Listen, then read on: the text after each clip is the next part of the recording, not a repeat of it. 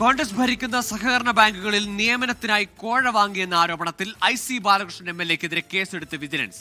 വയനാട് മുൻ DCC treasurer NM വിജയന്റെ ആത്മഹത്യയുമായി ബന്ധപ്പെട്ട് ഉയർന്ന ആരോപണങ്ങളിലെ അന്വേഷണത്തിന് പിന്നാലെയാണ് FIR രജിസ്റ്റർ ചെയ്തത്.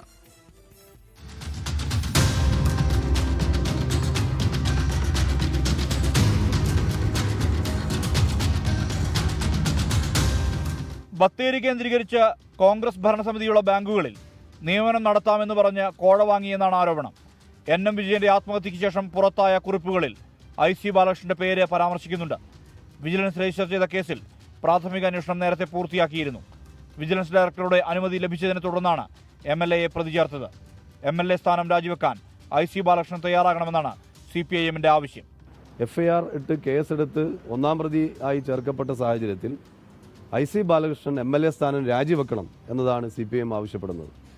ഇനി MLA സ്ഥാനത്ത് തുടരാൻ അദ്ദേഹത്തിന് യാതൊരു അർഹതവുമില്ല. IC ബാലകൃഷ്ണന്റെ രാജി ആവശ്യപ്പെട്ട് DYFI പ്രതിഷേധവുമായി രംഗത്തെത്തി.